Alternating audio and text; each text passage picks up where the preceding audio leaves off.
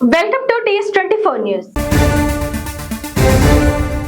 మూసీ ప్రక్షాళన ఎందుకు అవసరమో సీఎం రేవంత్ రెడ్డి వివరించారు. నగరాన్ని రక్షించుకోవాలన్నదే మా లక్ష్యం, అందుకే మూసీ ప్రక్షాళన అని స్పష్టం చేశారు. మూసీ పునరుజ్జీవం ఆవశ్యకతపై ముఖ్యమంత్రి రేవంత్ పవర్ పాయింట్ ప్రెజెంటేషన్ ఇచ్చారు. హైదరాబాద్ లోని హోటల్ తాజ్ కృష్ణాలో మూసీ ఇన్సైట్ కార్యక్రమం నిర్వహించారు.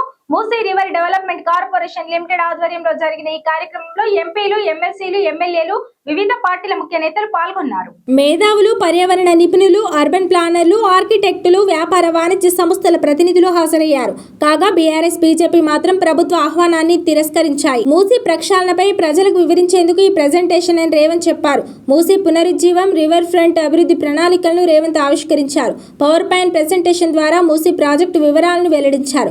మూసీ ప్రక్షాళనపై కొందరు నిపుణులు, ప్రొఫెసర్లు, ప్రజా ప్రతినిధులు ఉద్దేశపూర్వకంగా అసత్యాలను ప్రచారం చేస్తున్నారని మండిపడ్డారు.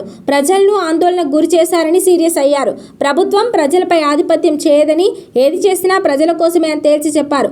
నది పరివాహక ప్రాంతాల్లోనే అభివృద్ధి జరిగిందని రేవంత్ గుర్తు చేశారు. మూసీ ప్రక్షాళన చేయకపోతే భవిష్యత్ క్షమించదన్నారు. 34 లక్షల మంది హైదరాబాద్ లో నివసిస్తున్నారు. కొందరు నిజాం పాలనను వ్యతిరేకించొచ్చు, కానీ నిజాం సైతం గొప్ప పనులు చేశారు. వరదల నియంత్రణ కోసం మోక్షగుండం విశ్వేశ్వరయ్యతో నిజాం ప్రాజెక్టులు నిర్మించారు. హెరిటేజ్ నిర్మాణాలతో గొప్ప వారసత్వ సంపదను నిర్మించారు. విమర్శలు వద్దు, పని మీదనే మా దృష్టి. 10 ఏళ్లు పాలించామని చెబుతున్న వారు ఎందుకు మూసీని పట్టించుకోలేదు? మంచి ఉద్దేశంతో నగరాన్ని రక్షించుకోవాలన్నదే మా లక్ష్యం. చంద్రబాబు, వైఎస్లు ప్రపంచ ఐటీకి కంపెనీలను నాడు తీసుకురాకుంటే ఇంత అభివృద్ధి ఉండేదా? సీఎంగా బాధ్యతతోనే ఈ నిర్ణయం తీసుకున్నా. చేసిన పనులనే భవిష్యత్ గుర్తుంచుకుంటుంది. ప్రపంచంలో దొరికే మేటి వస్తువులు చార్మినార్ దగ్గర దొరుకుతాయి. నాడు నిజాం చార్మినార్ చుట్టూ సెస్ సృష్టించారు. నిజాంను గుర్తు చేసుకోకుండా హైదరాబాద్ లేదు. కన్యాకుమారి మాదిరే బాపుఘాట్ అని ఎందుకు ప్రజలు గుర్తించడం లేదు? మూసా, ఈసా నదుల సంగం బాపుఘాట్. మూసీ కాలుష్య విషయంతో బాధపడుతున్న నల్గొండ రైతుల గురించి ఎందుకు మాట్లాడరు? ఆ ప్రాంతాల్లో పండించిన పంటలు విషయమే. వారికి ఈ శిక్ష ఎందుకు? మానవ పశువుల కలేబరాలు కాలుష్యంతో మూసీ నిండిపోయింది. రాజకీయ అవసరాల కోసం మూసీ చరిత్రను కాలగర్భంలో కలిపేద్దామా అని సీఎం రేవంత్ రెడ్డి ప్రశ్నించారు. ఇవాళ మూసీ పరివాహక ప్రాంతంలో అటొక కిలోమీటర్, ఇటొక కిలోమీటర్ మొత్తం ఆక్రమించుకొని బుల్డోజర్లు తీసుకొచ్చి మొత్తం కూలగొట్టేస్తాడు రేవంత్ రెడ్డి అంటుండు. అసలు ఏమైనా చదువుకున్న వాళ్ళు, లేకపోతే లోక పరిజ్ఞానం ఉండే వాళ్ళు మాట్లాడే మాటలేనా? Why should I do all those things? Government of India, central water commission, Jal Shakti ministry, they have notified certain norms. అది నేను చేసింది కాదు, కేంద్ర ప్రభుత్వం తీసుకొచ్చిన చట్టాలు. కేంద్ర ప్రభుత్వంలో అధికారంలో ఉన్న వాళ్ళు, పార్లమెంట్ సభ్యులు ఉన్న వాళ్ళు, పార్లమెంట్ లో చట్టం వచ్చినప్పుడు గొప్పగా ఉందని బల్లలు జరిచి ఆ చట్టాన్ని చేస్తారు. ఆ చట్టాన్ని తెలంగాణలో ఇంప్లిమెంట్ చేస్తామంటే మేము అడ్డం పడతామంట. ఈ విచిత్రం, ఇలాంటి ఆలోచనలని మనం అందరం నియంత్రించాల్సిన అవసరం ఉంది. మనం మాట్లాడాలి. బాగున్నది అనుకున్న వాళ్ళం ఏమనడం లేదు, అడ్డుకోవాలనుకున్న వాళ్ళం గట్టిగా అరుస్తున్నారు. ఈ రెండింటికున్న చిన్న తారతమ్యాన్ని ఈ రోజు నదీ పరివాహక ప్రాంతాన్ని పునరుజ్జీవింపజేయడమే కాదు, నదీ పరివాహక ప్రాంతంలో ఒక సంస్కృతిని, ఒక కల్చరల్ కనెక్ట్ ని, ఒక హెరిటేజ్ కనెక్ట్ ని, ఒక ఎకనామిక్ జోన్ ని, ఈ రోజు లేక్ రిజర్వేషన్ నేను హైదరాబాద్ తీసుకొచ్చినప్పుడు చాలా మంది చాలా రకాలుగా బాధపడ్డారు, చాలా రకాలుగా శాపనార్థాలు పెట్టిండ్రు. కానీ ఈ రోజు ఏ లేక్స్ అయితే మేము రిస్టోర్ చేసినామో ఆ లేక్స్ ని ఈ రోజు అభివృద్ధి చేసి ప్రజలకు అంకితం చేస్తున్నప్పుడు వేలాది మంది వచ్చి మన కుక్కట్పల్లి నల్లచెరువు ప్రారంభోత్సవానికి పోతే బిల్డింగ్ల మీద నుంచి వేలాది మంది, నేను రోడ్డు మధ్యలో వెళ్తుంటే ఏదో పక్క దేశంతో యుద్ధం చేసి మనం సాధించి వస్తే వచ్చినప్పుడు వెల్కమ్ చేసినట్టు, లేకపోతే వరల్డ్ కప్ క్రికెట్ గెలిచిన ప్లేయర్ వస్తే వెల్కమ్ చేసినట్టు కాలనీలో అందరు ఆడపిల్లలు, పెద్దలు అందరు వచ్చి స్వాగతం పలికాను. నల్ల చెరువు 100% ఆక్రమణకు గురై ఒక కలుషితమైన ప్రాంతంగా చేస్తే ధైర్యంగా ఏమన్నా గానీ పర్వాలేదు, ఎవరు ఏమైనా అనుకోండి అని చెప్పి బుల్డోజ్ చేసిన బుమ్రక్ దౌలా ఈ రోజు ఓల్డ్ సిటీలో సర్దార్ వల్లభాయ్ పటేల్ అకాడమీ ఎదురుగా ఒకప్పుడు ఆ బుమ్రక్ దౌలా నిజాం కుటుంబము తాగడానికి నీళ్లకు అక్కడ మెడిసినల్ ప్లాంట్స్ పెట్టి అక్కడ వాటర్ రిస్టోర్ చేసి ఫిల్టర్ బెడ్స్ పెట్టి వాటి నుంచి తీసుకొచ్చి అక్కడ నుంచే వాళ్ళ కుటుంబానికి తాగడానికి నీళ్లు తీసుకెళ్లి అంత గొప్ప లేక్ ని మొత్తం ఆక్రమించుకోవడమే కాబట్టి కలుషితం నిండిపోయింది. వాటి అన్నిటిని క్లీన్ చేసి మన ప్రారంభోత్సవానికి పోతే నార్మల్ గా ఓల్డ్ సిటీలో ఇట్లాంటి యాక్టివిటీని అసలు అలౌ చేయరు. వాళ్ళంతా యునైట్ అయ్యి ఒక రకమైన రాజకీయంగా ఒక రకమైన నిర్బంధమైన పరిస్థితులు ఉంటాయి. కానీ వాళ్లే ముందుకు వచ్చి అక్కడ ఉండే ఎమ్మెల్యేలు, ఎమ్మెల్సీలు, ఎంపీలు అందరూ ముందుకు వచ్చి one of the best project మాకు ఇచ్చినావు, ఇంత అద్భుతంగా ఇది వస్తుందని మేము ఊహించలేదు. ఈ రోజు వేలాది కుటుంబాలు ఇక్కడికి వచ్చి ఉదయం మార్నింగ్ వాక్ నుంచి ఈవినింగ్ సాయంత్రం అక్కడ జిమ్, ఓపెన్ ఎయిర్ జిమ్ పెట్టడం, మిగతా లేక్ ఎకానమీ కింద స్వయం సహాయక సంఘాలకు అక్కడ ఏర్పాటు చేయడంతో ఈ రోజు ఆర్థిక వ్యవస్థ బలపడ్డది. ఆ పక్కన ఉండే వేలాది కుటుంబాలకు ఒక పర్యాటక కేంద్రంగా మారింది. ఈ రోజు మీరు ఎంతసేపు నా రంగారెడ్డి జిల్లా హైదరాబాద్ కు పరిమితం అయిపోయి ఆలోచన చేస్తున్నాం. ఈ రోజు ఇక్కడ నివాసాలు ఏర్పరచుకున్న వాళ్ళను, వాళ్ళకి జరుగుతున్న సమస్యల గురించి మనం చర్చిస్తున్నాం. నేను కూడా సానుభూతితో ఉన్నాను. కానీ కిందున్న నల్గొండ గురించి ఒక్కరైనా ఆలోచన చేస్తుండ్రా? ఈ రోజు ఫార్మా కంపెనీల కాలుష్యము, నగరంలో వెదజల్లుతున్న కాలుష్యం, నగరంలో ఉన్న డ్రైనేజీలు, ఆత్మహత్యలు చేసుకున్న మనుషుల కలేబరాలు, అంబర్పేటలో ఉన్న శ్మశాన వాటికలు, ఈ మూసీ నదిలో చనిపోతున్న పశువుల కలేబరాలు, ఒక విషం, ఒక కాలుష్యం, అది కాలుష్యం దాటి విషంగా మారి ఈ రోజు నల్గొండ ప్రజల జీవితాలను అతలాకుతలం చేస్తుంది. ఒక స్టడీస్ ప్రకారము world health organisation has given livable conditions, ఇది నివాస యోగ్యమైన ప్రాంతం కాదు బికాస్ ఆఫ్ ఫ్లోరైడ్ అని చెప్పి ఒక పక్కన నల్గొండ ప్రజలకు ప్రకృతే ఒక శిక్ష విధిస్తే, ఈ రోజు మానవ తప్పిదాల వల్ల ఈ రోజు మూసీ నది పరివాహక ప్రాంతంలో ఉన్న గ్రామాలు భువనగిరి నుంచి ఆలేరు వరకు, ఆ కిందికి వెళ్తే వాడపల్లి వరకు వెళ్తే, ఆ నదీ పరివాహక ప్రాంతంలో నివసిస్తున్న వాళ్లకు ఆడపిల్లలకు పెళ్లి అయితే ప్రెగ్నెన్సీ ప్రాబ్లమ్స్ ఉన్నాయి. ఈ రోజు ఆ ప్రాంతంలో పిల్లనివ్వడానికి వెనక ముందు ఆలోచన చేస్తున్నారు. ఆ ప్రాంతంలో పండించే పంటలు ఈ నీళ్లను వినియోగించడం వల్ల తినడానికి ఉపయోగం లేని పరిస్థితులు వచ్చినాయి. ఆ ప్రాంతంలో పండించిన కూరగాయలు గాని, ఆ ప్రాంతంలో పండించిన పంటలు గాని తింటే వాటి వల్ల వచ్చే సమస్యలు అనంతము. నల్గొండ జిల్లా ప్రజలకి శిక్ష అవసరం ఉందా? ఆ ప్రజల్ని కాపాడాల్సిన బాధ్యత ఎవరు? నల్గొండ ప్రజలు మన వాళ్ళు కాదా? మనతో లేరా? నల్గొండ ప్రజల యొక్క బాధను అక్కడికి వెళ్లి చూస్తే తెలుస్తుంది. ఇక్కడ మీరు కాలుష్యాన్ని మాత్రమే చూస్తారు. వాళ్ళ భవిష్యత్ తరాలు పుట్టబోయే పిల్లలు కాలు వంకర, కన్ను వంకర, లేకపోతే రకరకాల సమస్యలతోని ఆ ప్రాంతంలో ప్రజలు బాధను అనుభవిస్తారు. ఈ మూసి ప్రక్షాళన చేయకపోతే వాళ్లకు న్యాయం జరగదు. నల్గొండ ప్రజల యొక్క సమస్యను కూడా సానుకూలంగా అర్థం చేసుకొని ప్రాజెక్టుకు ముందుకు వెళ్ళడానికి అవసరమైన సహకారాన్ని, సూచనలు ఇవ్వాల్సిందిగా కోరుకుంటూ, ఇష్యూ ఏదైనా సమస్య మరేదైనా డైరెక్ట్ గా ఫీల్డ్ లోకి దిగుతున్నారు.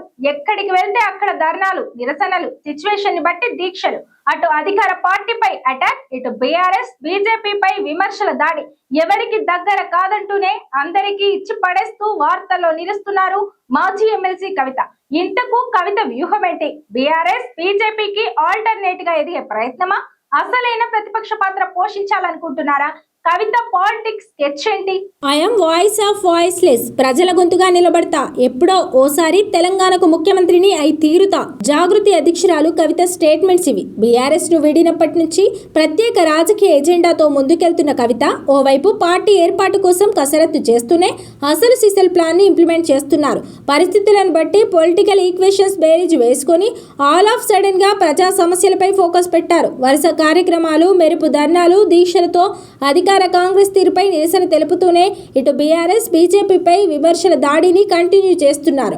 ఓ రకంగా తానే అసలైన ప్రతిపక్షమన్న లెవెల్కు ఎదిగేందుకు పక్కా ప్రణాళికతో ముందుకు వెళ్తున్నారట కల్వకుంట్ల కవిత. త్వరలోనే రాజకీయ పార్టీని ప్రకటించేందుకు రెడీ అవుతున్నారు కవిత. అంతలోపే అంశాల వారీగా తనదైన శైలితో పోరాటం మొదలుపెట్టారు.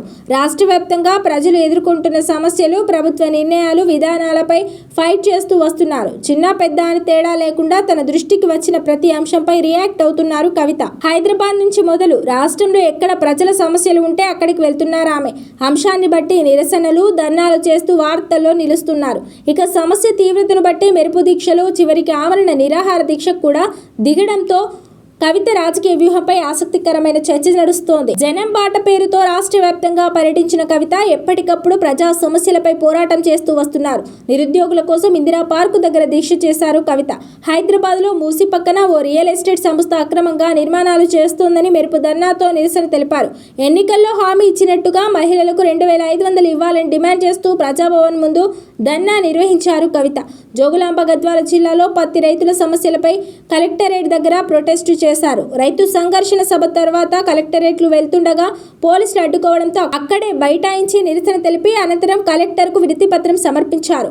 లేటెస్ట్ గా ఖమ్మం వెలుగుమట్ల బాధితుల తరపున కవిత ఏకంగా నిరాహార దీక్ష చేయడం పొలిటికల్ హాట్ టాపిక్ అయింది.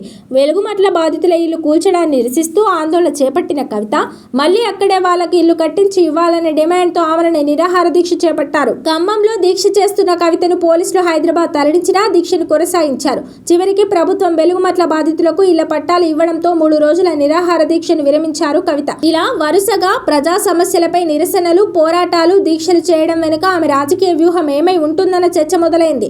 అంత ఆషామాషిగా కవిత ఇదంతా చేయడం లేదని, ప్రత్యేక కార్యాచరణతో ముందుకు వెళ్తున్నారని చెబుతున్నారు. వచ్చే నెలలో రాజకీయ పార్టీని ప్రకటించబోతున్న కవిత అంతకు ముందే తనను తాను ప్రూవ్ చేసుకోవాలని భావిస్తున్నట్టు తెలుస్తోంది. ప్రజా సమస్యలపై పోరాటం చేస్తూ జనం పక్షాన నిలుస్తున్నారనే ఇండికేషన్ వచ్చేలా ప్రత్యేక కార్యాచరణతో ముందుకు వెళ్తున్నట్లు చర్చ జరుగుతోంది. రాష్ట్రంలో ప్రతిపక్ష విపక్ష పార్టీలైన బీఆర్ఎస్ బీజేపీలను వెనక్కి నెట్టి తాను ఆపోజిషన్ రోల్ ప్లే చేయాలని కవిత స్కెచ్ వేస్తున్నట్లు చెబుతున్నారు.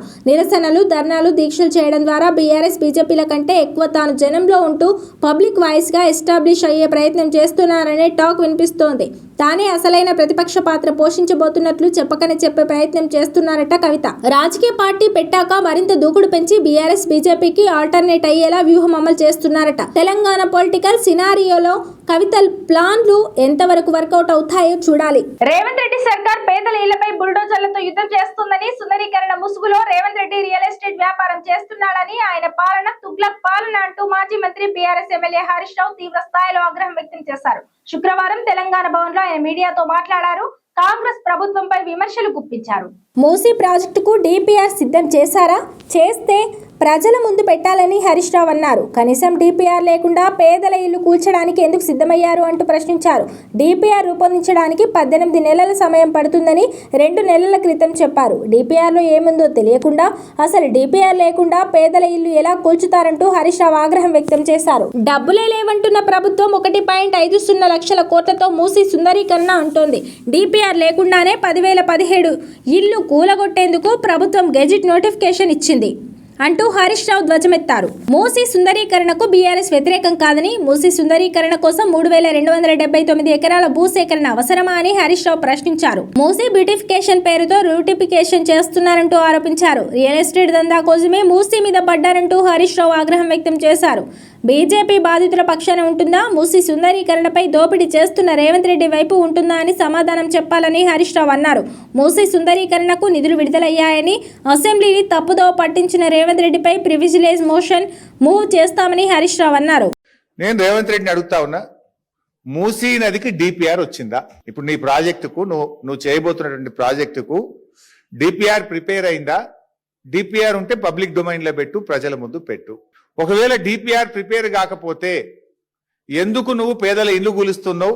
ఎందుకు ఆ పేద మధ్యతరగతి ప్రజలకు నోటీసులు ఇచ్చి నిద్రలేని రాత్రులు ఎందుకు గడిపేలా చేస్తున్నావు? నేను అసెంబ్లీ డాక్యుమెంట్ మీ ముందు పెట్టబోతా ఉన్నా. ఇది మొన్న పోయిన అసెంబ్లీ సెషన్ లో జనవరి 2026.